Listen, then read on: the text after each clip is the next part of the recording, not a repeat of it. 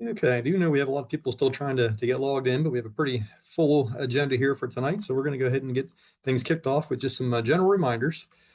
First off, welcome everybody that's logging in. My name is Craig here from the Office of Student Aid, and just wanted to let you know that, again, any questions you have, put them in the chat, in the questions, and they'll be answered for you. No need to raise your hands or anything like that. Please don't unmute your mics. Our session today will be recorded and it'll be posted to our website in approximately 2 to 3 days. So sometime next week, you'll be able to go back and review the presentation and see anything that you may have missed. All right, we'll go ahead and get started.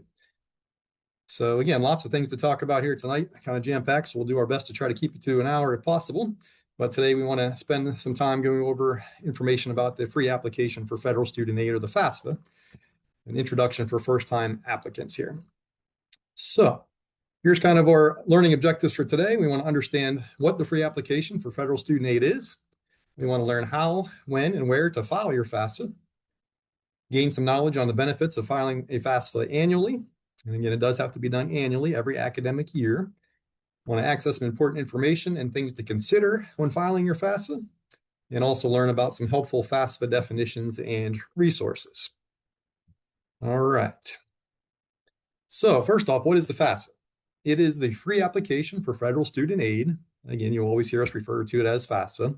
And it is the only application that Penn State uses for federal aid and almost all of our aid, whether it be institutional, state, etc. So it can be completed electronically online, and that's what we highly recommend that you do. There is a paper form that you can mail in, but the online version would be processed in about 2 to 3 days, whereas the online mail-in form usually takes several weeks. So again, we encourage you to definitely do it online. So the application form basically is for prospective and current students to complete to receive financial aid. And again, as we said, it must be completed every single year. If you have more than one student, you do have to do separate FAFSAs for each student. You can't do one for both students or 3 students, whatever you have. Okay, typically takes about less than an hour to complete. We've seen some people complete it even about half an hour or less. So it is fairly easy and not too bad to do. So it's used to assess your financial aid eligibility for federal, state, and institutional aid opportunities. This would include grants, scholarships, federal work study, and also loans. All right, what are the eligibility requirements to file the FAFSA? First off, you must be a high school graduate. This is a question we're going to talk about a little bit later in more detail. It's one that is sometimes missed. When students are filing it, you're going to be asked a question, and it will say, will you have graduated when you start at Penn State? The answer there is going to be yes. If you answer no, it's going to make you ineligible for federal aid. So we'll come back to that again later. Something we really wanted to kind of highlight here tonight, so I wanted to bring that up now as well. So again, high school graduate, active enrollment in an eligible degree or certificate program. You must have a valid Social Security number. You must be a U.S. citizen or obtain citizenship status through naturalization. You must be an eligible non-citizen, have a green card, or have a T visa. For non-U.S. citizens, if you have questions about your eligibility, you can scan that QR code there. It'll take you out to the studentaid.gov website and give you some information to help you figure out if you're eligible or not. All right, why should you file your FAFSA? Filing the FAFSA is the first step to starting the financial aid process. You cannot get any federal aid unless you file it. Again, as the name implies, it is free and it doesn't take that much time, so definitely something that you should do. It's going to help students to gain maximum consideration for all types of financial aid. And many schools, including Penn State, use the FAFSA to determine your eligibility. So even if you do not think you qualify, you might. And every student that files a FAFSA is guaranteed to have direct student loan eligibility. So everybody's going to get something for sure. Again, as we said, it is free. So it does give students access to federal student loan options, which don't require a cosigner. Some scholarships do require the FAFSA to be on file. Many at Penn State do. And some of our scholarships are first come, first served as well. A change when they simplified the FAFSA a couple years ago is now you can put up to 20 different schools on your FAFSA. One thing I will highlight is if you are from the state of Pennsylvania and you're filing your FAFSA for FIA eligibility, which is the Pennsylvania Higher Education Assistance Agency, you want to make sure you list whatever school you attend as your first choice. So if you're not sure, list your first choice school, because FIA only looks at the school that's in the number 1 position. If you would list another school first and then change it, you could always go in and update that later. All right, when should you file the FAFSA? Every year. Again, it does have to be filed every single year, and it opens on October 1st. So we do recommend that you want to file it as early as possible. Now, last year, if anybody kind of followed the news, it was quite a delay. It didn't get filed until in December. It was pushed back because some of the delays and things, but it is going to be open in October 1st this year. There is going to be a kind of a beta testing process at the beginning. So I don't know if I would necessarily go out and file it right away October 1st. Maybe give it 2-3 weeks, maybe even a month. If you file it anytime between November 1st and by the end of the calendar year, you'll be absolutely fine. Okay, you do want to make sure that, again, you try to get it filed fairly early because you want to make sure you don't miss any scholarship eligibility deadlines and some grant eligibility and deadlines. And we'll talk some more about those here in a little bit. So for the 25-26 FAFSA, again, last year it was December 1st to June 30th. Use the 23 tax information. For the 26-27 FAFSA application for students coming next academic year, it's going to open again October 1st, open through June 30th, and it's going to use 2024 tax information. So it's prior year. It's always 2 years back. They changed that several years ago to avoid issues where people had filed extensions and didn't have their taxes done. So it's 2 years prior tax data. So everybody should have that filed at this point. Shouldn't be an issue. All right, first thing that you need to do, and you can do this step now, even though the FAFSA is not open, go out and create your FSA ID. Every contributor, student and parent or parents, depending upon the situation, may have to have a valid FSA ID. So some changes to that process this year that they're simplifying. It used to be once you applied for that FSA ID, it took about 3 days for them to validate and verify your information through SSA, the Social Security Administration. Now that is supposed to happen instantly. So you apply for your FSA ID, you should be able to use it pretty much right away. We're suggesting do it at least a day before you file the FAFSA just to make sure all is good. So here's some information on going through and creating your account. For high school students, especially very important to make sure that you don't use your high school email when you create your FSA ID, because it's an email that you're going to need to access all throughout your college career. So just make sure you use a personal email. So lots of good information on the federal site here about creating the ID. There's good videos out there, lots of resources. So easy to do. Things that you'll need would be your social security number, if applicable, and you need your own email address. All right. So a contributor refers to anyone, you, your spouse, your biological or adoptive parent, or your parent's spouse, who is required to provide information on the FAFSA form. So again, all contributors are required to have an FSA ID to fill out the FAFSA. So that would be students, both dependent and independent, parents, biological, adoptive, parent, spouse, possibly step parent, or spouse of a student, depending upon your situation. Again, be sure to use personal and accessible emails. Do not use your high school email, as I said. Be very careful when you're entering your social security number in your name, exactly as it appears on your social security card. Okay, if any of those things don't match, or if there's a mistake, then it might cause issues with your FSA ID being validated. Keep that somewhere safe and accessible so that way you have it, because again, you'll need to use it every year. So where do you file the FAFSA at? Studentaid.gov. All one site, all one location, everything you need is there. When you log into the site, you're going to see different links to be able to apply to the different years. The 25-26 academic year will still be valid. For any students that are considering starting at Penn State next summer, that will still be part of the 25-26 academic year. So you'll need to file the 25-26 FAFSA in addition to the 26-27, which would be for next fall, the following spring, and then the following summer. So keep that in mind. You may have to file 2 separate FAFSAs. Again, as we said earlier, filing electronically, highly recommended.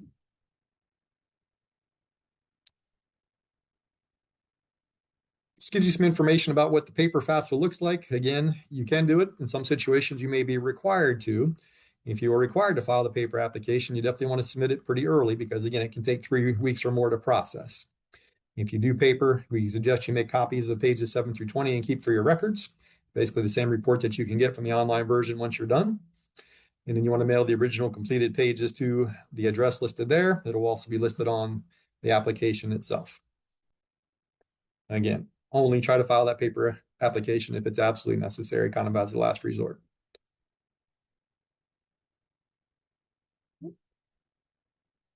All right. See, I think I may have skipped a page here. Okay, go back a second. There we go. So here's some FAFSA contributor guidance. This is very important, especially for dependent students. So there's a nice wizard out there. There's a flow sheet that you can get on the website that'll kind of help you decide who your contributors are going to be. But basically, it comes down to this. If your parents are married and not separated and filed taxes jointly, then only one parent has to have an FSA ID and one parent is a contributor because the taxes will be pulled from the IRS jointly. If your parents are married, not separated, and did not file taxes jointly, they filed separately, then both parents will be contributors. Both will need to have an FSA ID. Okay, if your parents are not married and live together, again, both are still contributors. So they both would have to have an FSA ID and both sign the FAFSA. Your parents are divorced, separated, or never married and don't live together. The parent who provided more financial support during the last 12 months is the contributor. So you might say, what happens in a situation where there's a separation, a divorce, both parents provide 50-50 support? Well, then the FAFSA, the federal government says that if that's the situation, then you must include the parent that earns the greater amount of income as your contributor on the FAFSA. Okay, if the parent is now married and did not file taxes jointly with their current spouse, then the spouse or step-parent would also still be a contributor. So lots of different situations there. Again, if you're not quite sure, very important to get this part right because this is kind of the beginning of the process. Go out to the website. There's videos out there. There's tutorials. There's lots of guidance for you to go and help you make those decisions. All right, here's an example of the flow chart that's posted out there. So you can kind of read down through, kind of answer the questions that'll help direct you to who needs to have the FSA ID, who's going to have to sign the FAFSA.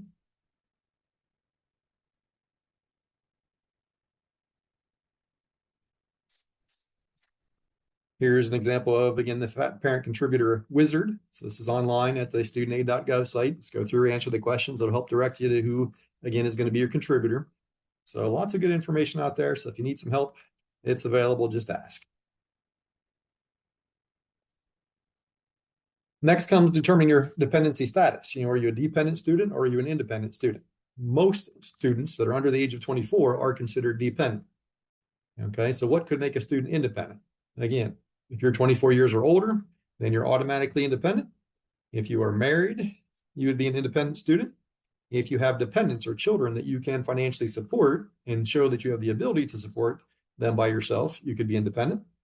If you are on active duty military, again, basic training or just training type stuff does not count. You have to be actually active duty. If both parents would be deceased, if you would be in foster care or awarded to court anytime after the age of 13, if you would be considered an emancipated minor as determined by a court, if you would be in a legal guardianship determined by court, and I will caution you here, a lot of people think that guardianship and custody are the same. They are not. Custody does not give you independent status. Guardianship does. At least in the state of Pennsylvania, guardianship is very rare. So just make sure you take a look at the documents that you would have to be able to provide verification that that is the case.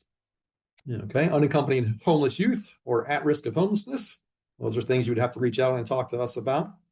Or not living with or not receiving financial support from your parents does not automatically qualify a student as dependent or as independent. So even if your parents don't claim you on their taxes, that has nothing to do, completely independent. You can be independent financially, but not independent for financial aid. If you've got a relationship and contact with a biological parent, FAFSA says their information has to be on there in order to qualify for aid. Again, lots of good information out there on the websites too to help guide you through this process if you need it. So here are the different sections that you'll see when you file your FAFSA. You've got a student demographic section, basic information about the student. And one thing that I did see recently that was changed for this year is that instead of answering a gender question, they used to have 4 different choices for the students to make. It is now changed to what is the student's sex, and there's only 2 choices. Online, if the student does not answer that question, you will not be permitted to move any further without answering it. So you have to answer that question. On the online version, if you submit the paper FAFSA and do not make a selection of the sex for the student, your FAFSA is automatically rejected. So just something to be aware of. Okay, you'll also be able to put in the school section. That's where you're going to enter the names of the colleges you plan on applying to. Again, you can put up to 20 total schools. Your dependency status. So that way we know whether you're a dependent or independent student. And you'll have your parent demographics. Again, basic information about your parents or your contributors. the financial information for both student and parent. Both student and parent will have to sign it. FSA ID is basically what counts as your legal signature to make it valid. And then you'll have to confirm that it's been submitted. So a lot of people get to that point, they sign it and think they're done. There's that additional step where you've got to confirm everything and then get the confirmation number. So make sure you just don't miss that last step, or your FAFSA may not quite be completed. All right. So now we're going to go through and show you some of the pictures of what each section looks like, so you can kind of familiarize yourself with it before you actually see it. Keep in mind that this is a 25-26. 26-27 is going to look very similar. Again, there are a few little changes, and I'll kind of highlight some of those again, as I did with the gender sex question here shortly. All right, so this is the student identity information. Double check, make sure that, again, names are spelled correctly, birth date is correct, at least the last 4 digits of social security number is correct. There are going to be some changes, I think, with some of this personally identifiable information. So I think the student's social security number will be on there, but as far as the parents, I don't think they're going to have to be given that anymore. It's just going to be the student's name and birth date.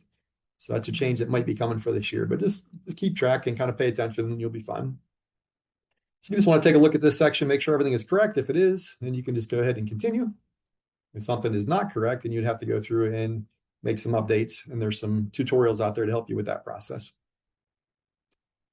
This question is going to be changed. Instead of saying student state of legal residence, it's just going to say student state of residence. They took the word legal out of this. I believe it's the same for the parent as well. And again, check the information, put it in. Obviously, if you were born in the state, then you would list your date of your birth, etc. And again, they're removing the word legal for this year. Some dependent student imports the IRS information. Used to be you had the option to use what was called the data retrieval tool to import your information from the IRS. Now you have no choice. You must give permission for your information, or FTI data, to be transferred directly from the IRS. If you don't give permission for that to happen, your FAFSA is not valid. So you must give permission for that information to be transferred directly from the IRS. So once you do that, it'll take a few minutes for that to go ahead and load, and it pulls that information in. And then we go through the dependent student's personal circumstances. This will be if there's any special circumstances, any reasons as to why you would not be able to get parents' information, other things like that. So again, pretty self-explanatory. It kind of walks you through. So this is going to ask you questions about what we talked about before that could make you independent. You know, are you married? Are you under the age of 24? Again, go through it, just answer all these questions. Make sure you select a choice for each one and confirm before you move on. And it's going to ask you for your college or career school plans. So it asks you for your college grade level. So you're going to start, obviously, first year of bachelor's in most cases.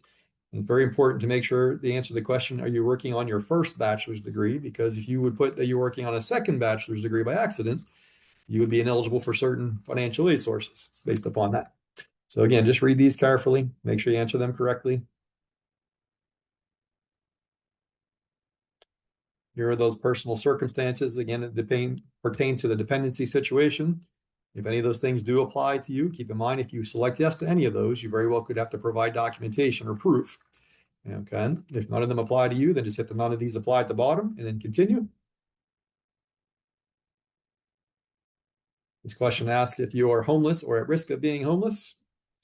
Okay, this is something that for high school students would be able to be validated by the homeless liaison of your school district. So you need to have proof or documentation of this. So it's something, if you select, be prepared to submit extra documentation, because we're not just going to take your word for it. So that's something that we do have to verify. This is pertaining to the unusual circumstances. If there's a situation that prevents you from being able to get your parents' information, there are other situations, such as refugee or asylee status, victim of human trafficking, incarcerated people for parents, students, etc. So there's other situations in here. Just read down through. If any of those apply to you, you can select yes. If they don't, select no.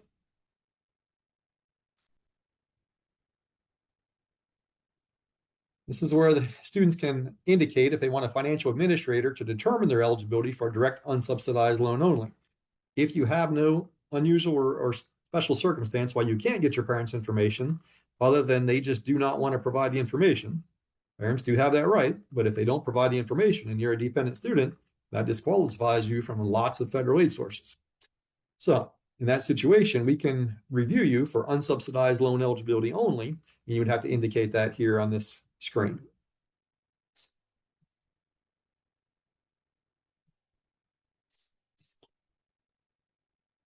All right, once that is done, it's going to give you the parents' information. This is where you're going to put in the name of your parents, birth date. Again, social security number is shown on here for this year. I don't think that's going to be on for 26, 27. I think it's something that's going to be removed. That's what we're hearing, but we'll see when it gets released here soon. So fill out all this information. Again, be very careful with typing names, birth dates, making sure everything is correct. Okay, this is how your parent is going to end up getting an invitation to go in and complete their part after you're done with your part. So just very important to make sure you do all these things correct and don't make any mistakes. Okay, once that's all done, you're going to get a summary of all the different things that you answered for the student demographics. You want to review all of that, make sure that it is correct. Again, for the high school question especially, it's going to ask you at the time of when you start Penn State, will you have graduated? When you're applying for the FAFSA and applying to college, no, you haven't graduated yet. But when you start Penn State, you will have. So make sure you answer yes there. If you answer no, you're automatically ineligible for federal aid because you have to be a high school graduate, as we said a long time ago. So then you have to go back in and try to figure out how to fix it. And from what we found out last year, that fix can be a little bit tricky. So just be careful with that high school question for sure. All right, this is where you select your up to 20 schools to send to. So you can search schools by name. If you are searching Penn State by name, be careful. We have a lot of students that start typing in Pennsylvania State University and instead get University of Pennsylvania. So there's the school code for you. If you're coming to Penn State, 003329 is what you want to use.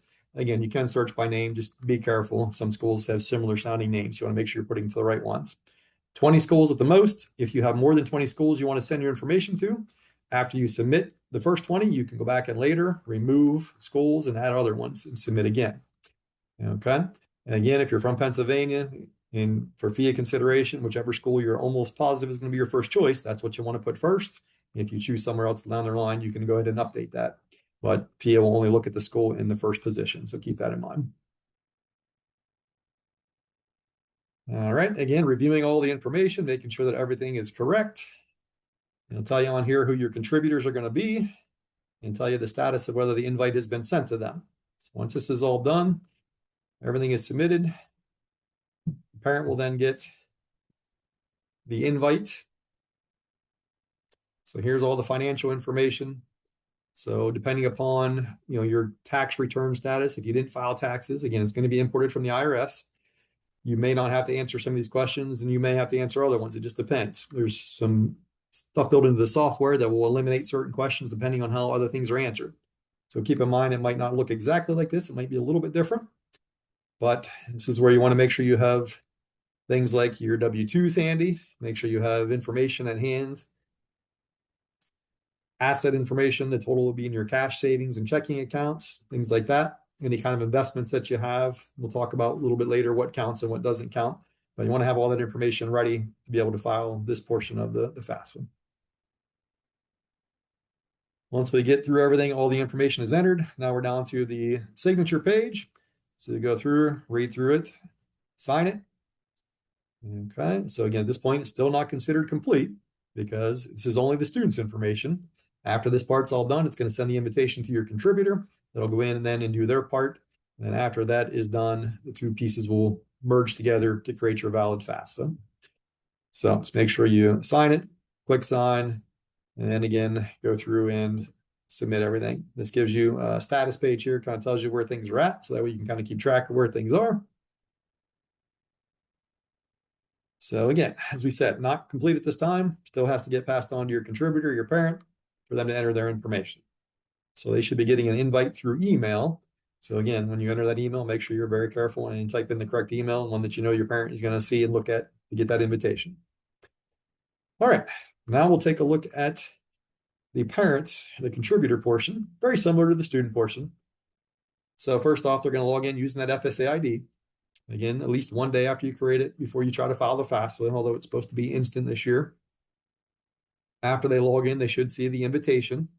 Click on accept the invitation, then to go ahead and process their part of the FAFSA.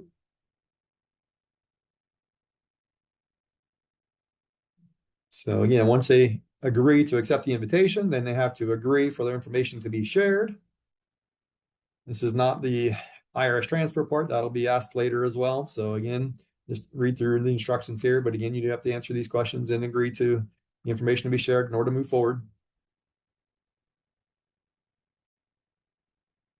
So again, here's where you can accept that invitation. You'll see the parent identity information. Again, just go down through and take a look at all this, make sure it's all correct. If something would not be correct for some reason, this is where you want to stop at that point, go back, and there's a helpline at FAFSA, studentaid.gov, that can help you, assist you with making sure there's anything that needs to be updated that gets taken care of. This is where you're going to get permission for that IRS FTI data to be transferred for the parent as well. Now, depending upon the marital situation, if it's a situation where it's a divorced parent, depending upon the filing status, you may or may not be able to do that. So there's limited situations where parents do have to enter in their own information. Since you're not going to be sure about how that's going to work until you file a FAFSA, we recommend you have your tax returns, your W-2s, have any information on any child support, any asset information, all of those things with you and ready to go. So that way, if there's anything that you need, you have it at your disposal while you're trying to file the FAFSA. If you have it all with you before you start, again, the process should really take only about half an hour to 45 minutes or so. Okay, and again, you must get the approval here. If you decline that, then again, the FAFSA will not be valid. Again, it'll take a few minutes while the information is being loaded and processed and pulled in from the IRS. So do not navigate away from that page until that page is done loading. That could cause some issues for your FAFSA. Again, we have a parent demographic and information session page, just like we did for the students. Again, marital status, state of residence. Again, the word legal is removed as well. All the parent financial information, any benefits that are received, parent filing status on the taxes, students' parents' family size, student parents' number in college. Even though that number in college is not calculated the same way as it used to be, they still do ask it sometimes. Primarily, most of the family size information is pulled from your tax return, but it does ask you some questions. Again, it can depend on your answers to other questions. And again, the parent asset information. So one big change this year with the asset information is if you have a business, a family business with less than 100 employees, the last couple of years, you had to report that as an asset. Now they've taken that away again. Likewise, if you have a family farm, and the farm is where you folks live, you do not have to report the family farm as an asset, whereas the last couple of years you did. Same thing with a fishing business. Okay, so those are some things that they had changed for a couple of years, decided to change it back. Okay, there's lots of good, again, information out there to walk you through to decide whether you have to include that asset information or not. As far as any kind of housing, do not include the house that you live in. So real estate is not included if it's a house that you live in, but if you have rental properties, then that does need to be included. If you have vacation homes, then yes, that does have to be included as an asset. 529 plans do have to be included as assets if it's for the student that you're filing the FAFSA for. If it's for a different student, it does not. So again, it can be a little tricky, but if you have questions, there's lots of places to get help at studentaid.gov that kind of walk you through the process. They do a pretty good job of explaining it on the FAFSA itself if you read through it, but it can be a little tricky. So just be careful. Okay. So what kind of things do we need to keep in mind? Here's the two suggested web browsers that we suggest. Use Chrome or Microsoft Edge. They seem to be the best in terms of not having any issues with things being processed and done correctly. So I'm sure there's probably others that could be used, but these seem to be the two that work the best. Hopefully that'll continue to be the case for this year. Here's that completion status question we talked about. Okay, and again, this section asks the student, what would their high school completion status be at the time they are attending college? A lot of students think, well, I'm in high school now, so I'm going to answer no, I haven't graduated, because yeah, you haven't, but it asks, what will your status be when you start at college? So yes, you will have graduated. You will have earned your high school diploma. If you don't select that, then again, you're not going to be eligible for federal aid. So just be careful there. That can be tricky. And again, last year we found out the solution was very complicated. It was almost like a cheat code in a video game where you had to go through and hit back and forward, and it was kind of tough, but we figured it out. And lots of people that made that mistake were able to update it. It just took a little extra time. So be careful this year. Make sure you answer the high school question is yes, you will have your high school diploma when you start at Penn State or wherever you decide to go. All right.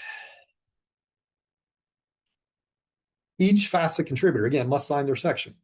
So again, student for sure, at least one parent for sure. But depending upon your situation, you could have two different parents, or it could be a parent and a step parent that might have to sign. So it just depends again on the filing status of the parents or parent step parent. So just keep in mind that again, every person that is a contributor, every person that had to have an FSA ID is going to have to sign their section. So you'll sign it, and then you'll have to verify the information and then submit it after that to get it completed. Again, our school code for all campuses, 003329. A few years ago, they tried to add in school codes for some of our other campuses, which really caused a mess. So no matter what campus you go to, one Penn State, 003329 for all campuses. Okay. Another big point of contention for a lot of students is they file their FAFSA, and especially if they use the Common App, the Common App doesn't require you to put your social security number on it. So a lot of students think, well, if it doesn't require it, I'm not going to put my social security number on there. But by doing that, that gives us nothing to put into LionPath. And if we don't have a social security number for you in LionPath to compare to your FAFSA, now we can't load your FAFSA. So it's very important to make sure if you don't put your social security number on your application, make sure you log into LionPath, counts.psu.edu, and update that information so that way your FAFSA can load. Okay, a lot of people the last couple of years that have had that issue, and it can really delay your FAFSA loading, which is going to delay us being able to award you aid. Okay. So just keep that in mind. All right. So there's the directions on how to go through and update the social security number if you need to do that. Again, it's just accounts.psu.edu. Pretty self-explanatory. There is a tutorial, I think, on our website that'll walk you through it as well.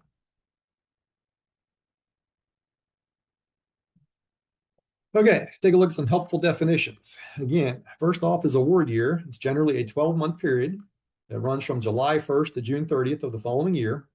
When submitting your FAFSA, you will select the award year that you are planning to attend school. At Penn State, summer is a trailing semester. So as I told you, if anybody is planning on starting at Penn State next summer, you're going to need to file the 25-26 FAFSA because that's part of the 25-26 academic year. At other schools, the summer could be a heading semester. So it could be part of the 26-27 academic year. So it differs from school to school. So you've got to make sure you know from the school that you're applying to what the summer session is. Okay, I will say this, if you start at Penn State early in the summer, because you haven't used any federal aid, you're going to get a full $5,500 in federal direct loans to use for that summer. But then if you take classes in future summers and you've used that loan eligibility for fall and spring, you will not have it for summer. Typically, summer aid options are fairly limited. So always want to make sure that you check with the office. Our enrollment services center now is where you would go for help for financial aid, admissions, and registrar questions. Always check with them to see what kind of aid you're going to get before you schedule summer courses. That's always a good idea. All right, so there's the award year. So again, some of you might have to do two FAFSAs. Just keep that in mind. Again, the contributor is going to refer to anyone, you, your spouse, your biological or adoptive parent, or your parent spouse, who's required to provide information on the FAFSA form. Any questions about that? Again, use that wizard or use that tutorial, that checklist, or that flow chart we showed you earlier. Okay, the dependent student family size will include the parent, your parent's spouse, parent's children, other dependents. Other dependents means anybody that lives in the household that the parent provides support for. Again, typically it's pulled from your tax return because if you provide support, they're going to be included as a dependent on your tax return, but not always. Okay, independent student family size will include the student's spouse if married, dependent children, and other dependents. Your net worth is going to be the value as of today. When you file your FAFSA, the asset question is as of that exact day. So what is in your cash, savings, and checking account? Anybody that has to put asset information has to provide that at least. And then again, any assets from a business or investment form. Again, only if the business has more than 100 employees, or only if it's a form that is not a form that's your primary residence. Okay. If you have rental properties, those do have to be included. If you have vacation homes, they have to be included. If you have retirement accounts, investments that way, those are not included. Things that are meant for retirement down the line, something you don't have access to right now, those are not included. So just be careful with those asset questions because that does affect your student aid index and could potentially affect what aid you might qualify for. Okay. Any investment value that would be considered a zero or below zero is basically the same. A negative value would be a zero. Okay, so the investment value is the current balance or market value of the investments as of today. In terms of any kind of businesses or homes, it would be the value of the home minus any debt or income that's related to the home. So keep that in mind. It's not just the overall value of it. You do have to subtract out the amount of money that's owed on it or that kind of thing. So just be careful. So federal tax information or FTI, that's a tax return information that is received from the IRS. Again, you have to get permission for that to happen, be transferred. If you don't, then your FAFSA will not be valid and no federal aid. Okay. Special circumstances is a big one. So we said that your 26-27 FAFSA is going to be based on the 24 tax information. We're now 3/4 of the way through 2025. So you might be saying, well, what happens if I lost a job this year? 2025, my income is much different than it is for 2024. Is there a process in place to have that considered instead? And the answer is yes. That's called a special circumstance. And we have a team that reviews those. Unfortunately, at Penn State, the process is we must have the tax return data. So if it's 2025 where we see a reduction in income, before we can consider you for that tax year to see what aid you qualify for, you have to file those taxes first. So you wouldn't be able to reach out to us next spring when the taxes are filed, and any changes to aid would happen retroactively. Okay, there could be other reasons why there would be special circumstances. If your income was inflated one year because of maybe some type of a withdrawal, something like that, it didn't happen the following year. So lots of different reasons there. But anytime where you think that the year's taxes now are not representative of your true income, we can look at a different year, but just keep in mind we have to have the tax returns filed before we can do that. Okay. Here are some helpful resources, some FAFSA Help Center topics. So again, nice QR code there for you, but everything is pretty much available right on the studentaid.gov site. So definitely check some of these things out before you start filing the FAFSA. You can go through and see, again, some details and information on how to start a new FAFSA form. Again, all the information is out there for your account, username and password, your FSA ID. All that contributor information, that tutorial and wizard we talked about is out there. There's FAFSA financial information support, how to sign and submit it. So there's all kinds of information out there. So if you have any issues, it's out there for you. A lot of parents will reach out to us and say, can you help me file my FAFSA? And there really is not a whole lot that we can do in terms of helping you file the FAFSA. You got to kind of get that part done. There is a helpline that you can call with FAFSA. If you need information, we really can't do a whole lot until we've received your FAFSA and see what it is in terms of going through and looking at aid and so forth. Okay, lots of good videos and infographics out there. And again, lots of other helpful resources and topics. So studentaid.gov, lots of stuff out there for you. There is the helpline number for FAFSA Help Center. It's 1-800-4-FED-AID. Here's the financial aid directory out there. Again, there's the parent contributor wizard. And there is the FAFSA Resource Center. So links to all of those sites. Again, they can all be accessed through studentaid.gov, except for the last one, which is resources that we have out there on our site, which is psu.edu/cost-aid. Anything you need to know about financial aid at Penn State can be found at that site. Again, psu.edu/cost-aid. All right. Got to that point now where we'll take some live questions. I know that was very quick and a lot of information, but hopefully you found a lot of it to be useful and helpful as you get ready to file that FAFSA here coming up here in just a few weeks. Questions that we have out there? Hi, Craig. Can you hear me? I can. All right. So there's a number of questions in the chat about assets. I know that you covered a lot of that.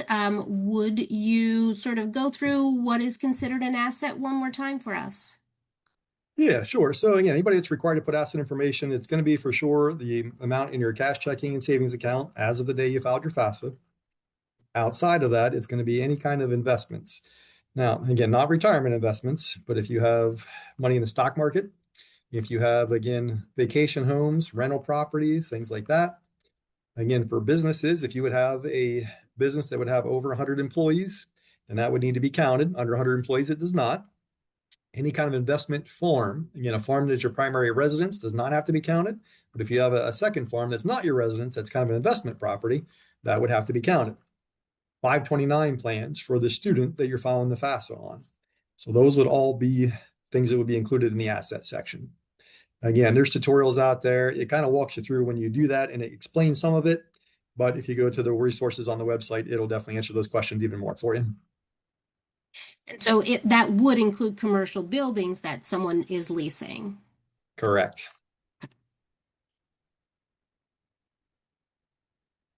All right.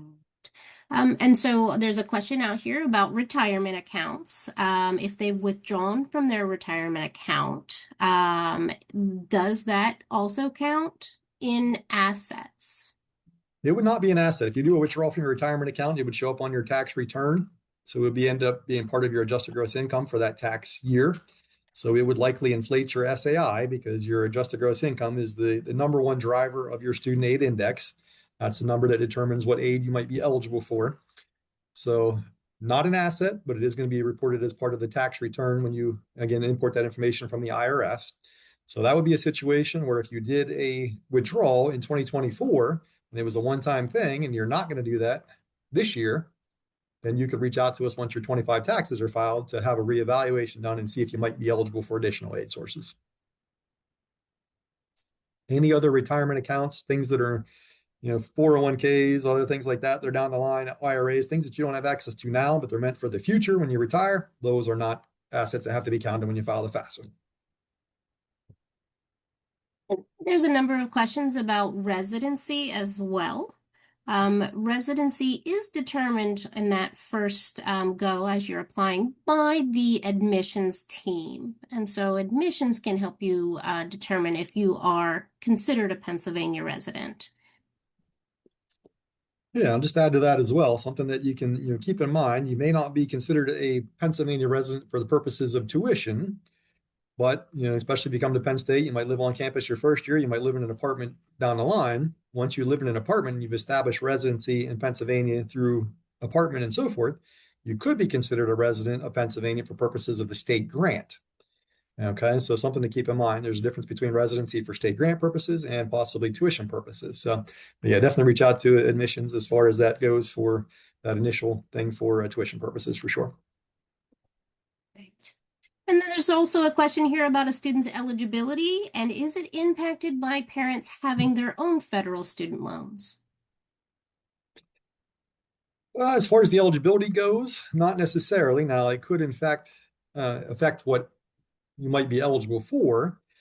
For example, if your parents would have loans of their own that are in default for some reason, then they may not be eligible to apply for a Parent Plus loan, which is something that they can do on your behalf if they have the FAFSA filed. But if their loans are in good standing and paid and everything, it should not affect what you're eligible for, no, and it would not affect their ability to apply for a loan for you as long as their loans are in good standing. Thank you. So there's a question about an accelerated master's degree. So this is sort of specialized. And this student is asking if they should put that they're in a first-year bachelor's degree on the FAFSA. So I'm assuming they haven't gotten their master's yet. Sounds like an undergrad, the IUG programs, Craig. IUG, yeah. Yeah. What would they Yeah. put on their FAFSA?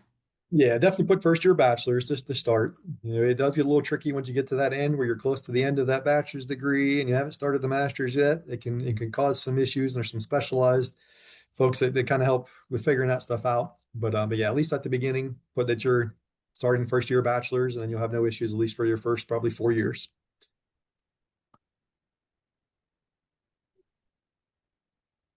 And so this is more specific to Penn State, but if you don't think that you're going to be eligible for any aid, is the FAFSA worth completing so you can be considered for scholarships? Yeah, absolutely. At Penn State, almost all of our scholarships awarded, especially to first-year students, require the FAFSA to be filed. And that's true of a lot of places. So they do want to see that FAFSA information. So it's free. It doesn't hurt anything. I know sometimes people don't want to see their information out there, but it is very secured, obviously. So, you're going to be eligible for federal direct loans. So if you want the students to have a little skin in the game, take out those direct loans to help build some credit for them down the line. It's always not a bad idea. Also, again, having that FAFSA filed gives you that extra option of Parent Plus loans if you decide to use those or need that route at some point. So yeah, we always recommend you file the FAFSA because again, most of those scholarships are going to require it in some way, shape, or form. Right. And sort of also a Penn State specific, which we can answer, military benefits. Who should our student reach out to for military benefits, and do those impact the FAFSA? Yeah, so we have an Office of Veterans Program, so you definitely want to reach out to them. It's just veterans.psu.edu. They will work with you with anything pertaining to the veterans status and make sure that all those benefits that you may be eligible for get applied to your account. It basically works as any other aid does in terms of how it applies, towards your aid. There is a formula based upon your cost of attendance minus your student aid index to determine your need and so forth, but it won't affect any other typically aid sources that you're eligible for, at least federal aid sources. So you're good.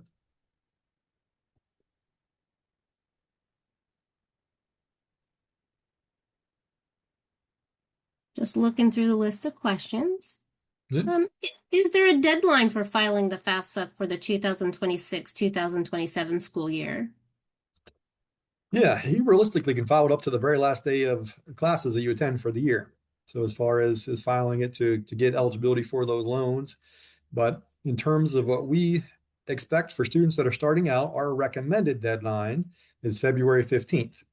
The reason we say February 15th is because early February or March at the latest, we're going to start putting together those 8 offers. We want to make sure you have your FAFSA in that first round of awarding. So even though February 15th is not a deadline per se overall, it is a recommended deadline for new students. For continuing students, we recommend that you have those done by April 15th because continuing students then typically are awarded in May or June. So again, we want to make sure that's filed to be able to reaward no scholarships or other things that you're eligible for. So again, overall deadline up until the last day of attendance for the academic year, but we do have some recommended deadlines for you depending upon whether you're again first year or continuing student.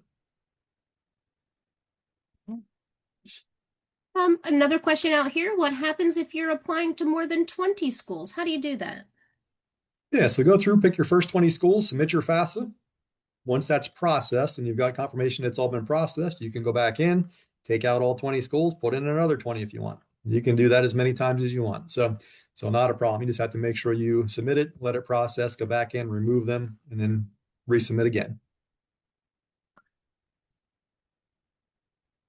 And could you sort of go into and tell us what's the differences between scholarships versus loans? Yeah, absolutely. Scholarships and grants are basically considered free money. That means money that you do not have to pay back. So obviously that's the best kind. Loans are obviously just that. They are loans. So those are things that are going to be repaid. As we said earlier, every student that files a FAFSA is guaranteed federal direct loans. For a first year student, that's going to be $5,500 total. That could be up to 3,500 of that subsidized and 2,000 unsubsidized or any other combination there. 3,500 is the max that can be subsidized. That's determined by your student aid index and your cost of attendance and whether you have need or not. But again, those are loans, so they do have to be repaid back. But the nice thing about those direct loans is they are going to be deferred automatically until after you graduate. As long as you take about 6 credits every fall and spring or more, they'll be deferred until about 6 months after graduation. Now, the subsidized loan, if you're eligible, will not accrue any interest until after you graduate, whereas the subsidized portion or the unsubsidized portion would accrue interest from the time it disperses. So again, just to have those loans and they're in the student's name automatically, no cosigner needed. It's nice to be able to help build some credit score for the students. That way, when they're ready to graduate and get jobs, they've got a little bit of a credit history going. So this is something to consider. Obviously, always take the subsidized loan first, unsubsidized only if you need to. Perfect. Another question about assets. Is everyone required to self-report assets, or are they brought over through the IRS? Yeah, no, assets are not brought over by the IRS, but depending upon your adjusted gross income and your income from your tax return, you may not have to answer the asset question at all. There are certain income levels that will automatically generate the asset questions to be completely skipped. So it'll be determined when you're filling that out and after you pull everything over from the IRS. But yeah, it just depends.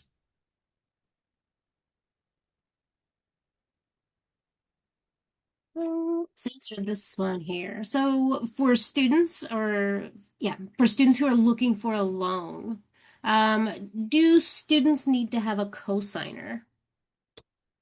So it's going to depend. Like you said, the direct loans offered automatically for having the FAFSA file, no cosigner, no other application.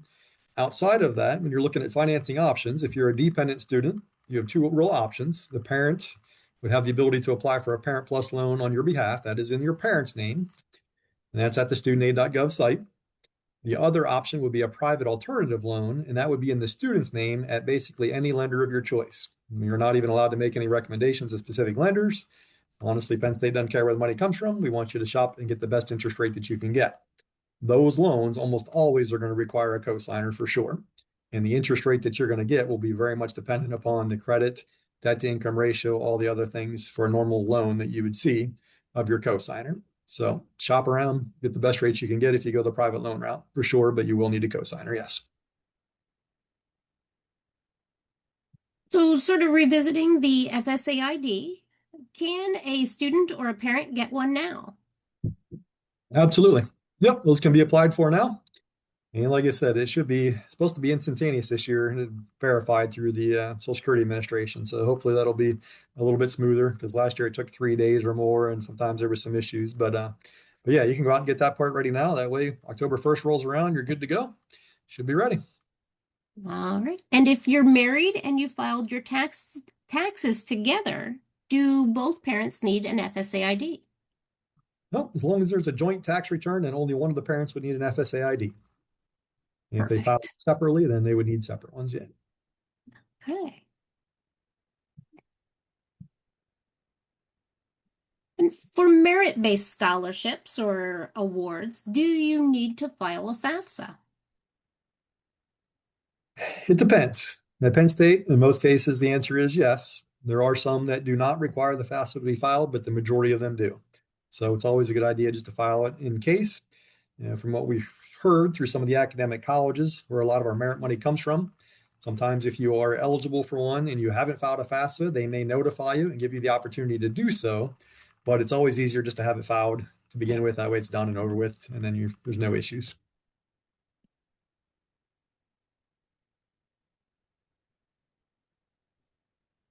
So could you go back over a little bit about special circumstances? So in particular, this parent has ended a contract, and so they're not receiving those funds anymore. Can that be considered a special circumstance? Yeah, absolutely. Any kind of reduction in income or anything that would inflate your income for a specific year, that's not going to be a normal situation for you. So again, if that contract was terminated and your income for 2025 is going to be much lower than 2024, as soon as you file your 25 taxes in the spring, reach out to us.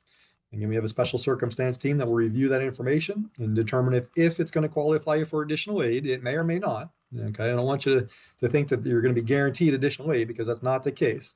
It does come down to typically trying to get you eligible for things like the federal Pell Grant, or also get you eligibility for subsidized loans if you're only eligible for unsubsidized. But yeah, reach out to us at that point. We'll review it. And if it is going to change the aid, we'll do that for you at that point. And even though it's going to be after the fall semester is over, any aid that would change can be had retroactively. So the aid could still be applied, just done retroactively at that point.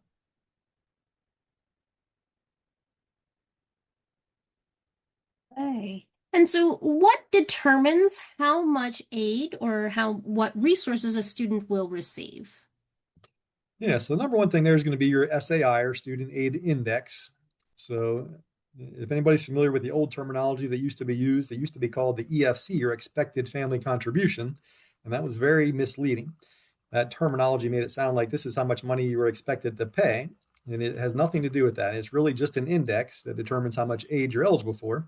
So we finally got them to change the name to Student Aid Index. So yeah, based upon that number and what that number is, that will determine whether you're eligible for things like the federal Pell Grant. So to be qualified for the federal Pell Grant, your SAI has to be somewhere around 7,000 or below, give or take. It does change a little bit from year to year. Another new change for this year is that there used to be a minimum Pell. We would see some folks that might have SAIs in the 20, 30, 40,000 range, and they could still get a minimum Pell Grant. Next year, that will not happen. If your SAI is more than double what the maximum Pell amount is, maximum Pell is $7,395. So if you double that amount, if your SAI is more than that number, you will not be eligible for Pell at all next year. So you'll know pretty much whether you're going to be eligible or not based upon that SAI. That SAI will also determine whether you're eligible for things like the FIA grant from State Grant, Pennsylvania. The SAI limit there is somewhere around 13,000, give or take. So you could be eligible for FIA, but not eligible for Pell. If you're eligible for Pell, then you should be eligible for FIA as well. I will say with one caveat. For FIA, you must file your FAFSA by May 1st. If you file your FAFSA after May 1st, even if you're eligible for FIA, you're not going to get it. Okay, so that's why we said definitely make sure you file that FAFSA by that April 15th deadline or that February 15th deadline for new students, and you're good. Yeah. Questions are coming in very quickly. Let me see if I can find the one that I marked. Okay. Well, we'll take this one. Does it matter which school you list first on the FAFSA? The only thing that would matter, again, would be if you're eligible for FIA, because FIA is only going to look at the school in the first position. So if you're not eligible for FIA, then it really doesn't matter. No. All of those schools that you put on there are going to receive your information. They're going to put together an aid offer for you and send it to you. So that way you can compare and see what the costs are going to be at all the different institutions. But again, if you are going to be eligible for FIA, you're from Pennsylvania, and your SAI is that 13,000 or below, then make sure whatever school you end up going to, you go back in and make sure that's number one. Other than that, you're good. Perfect.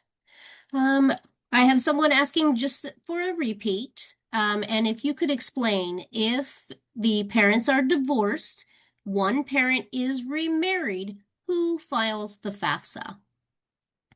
So the first question is, which parent provides more support? So with that question, if it's definitely one parent that provides the support, if it's the parent that is remarried that provides the support and they file taxes jointly, it would be both the parent and the step parent. If it's the other parent and that parent's not remarried, it would be just that parent. If it's 50-50, then according to FAFSA, whichever parent makes the most income is the one that has to be reported.